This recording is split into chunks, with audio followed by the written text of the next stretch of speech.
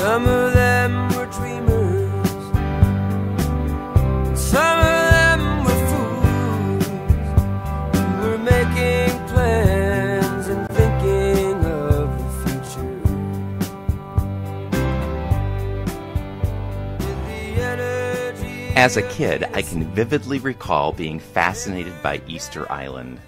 I was riveted. It was a tale of intrigue and mystery that really piqued my curiosity. Based on its geology and location in the Valparaiso region of Chile, it should have been a subtropical paradise. However, instead of towering lush forests that were expected to be there were few trees and none taller than 10 feet.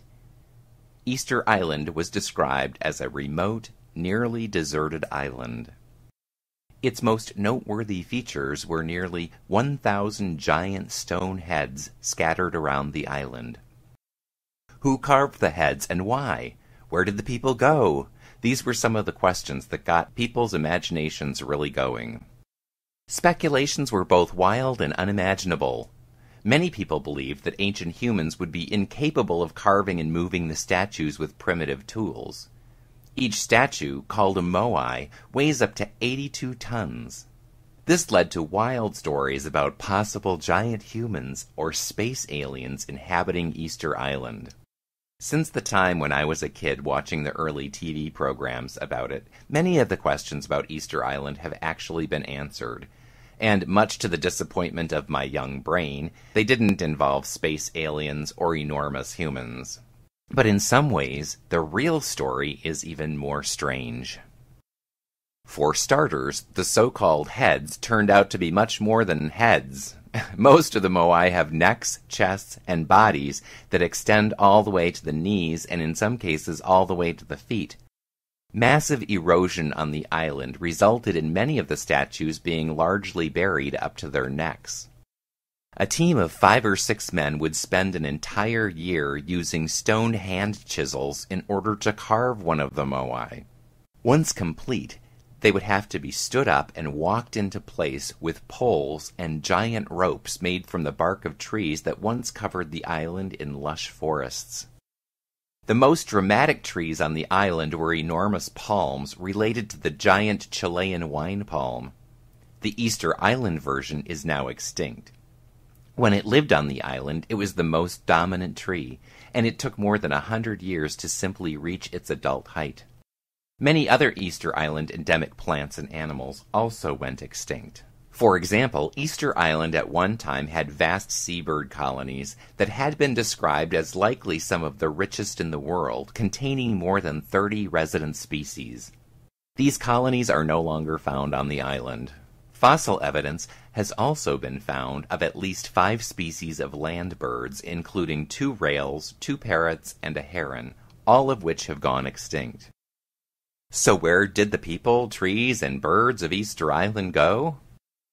Many of the trees were cleared to make room for settlements to house a growing human population. They were also cut down to make boats for fishing and a host of other things, including ropes and poles for walking the moai statues into place, a process, by the way, that required 180 to 250 men, depending upon the size of the statue. The combination of these and other factors deforested significant portions of the island, which resulted in severe climate change and set a dramatic crash into motion. Most importantly, the lack of trees brought about a drop in humidity and rainfall. This resulted in the loss of most of the remaining trees and many other plants. The ecology of the island was ruined.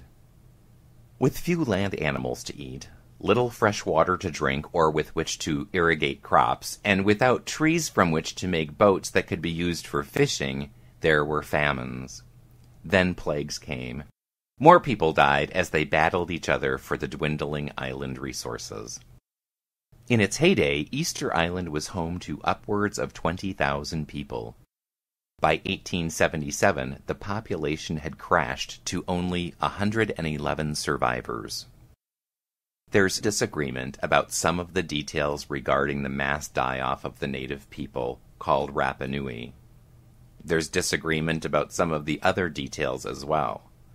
Scientists, for example, have debated whether they moved the stone statues by rolling them across logs, or if they instead rocked them from side to side with a technique that caused the statues to take a step forward with each of the rocking movements, while others believe that it was likely a combination of techniques that were used to move the statues.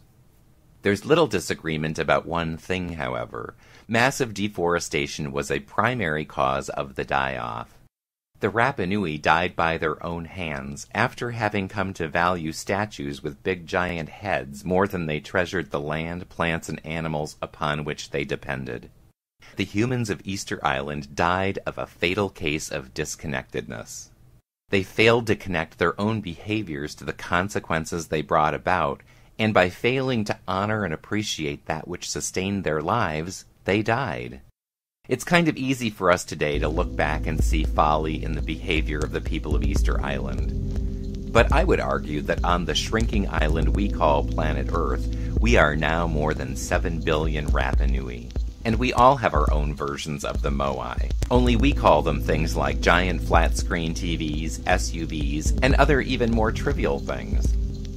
As the forests around us are disappearing, and as the animals upon which we depend are dying off, it would be wise for us to recall the lessons that could be learned from Easter Island.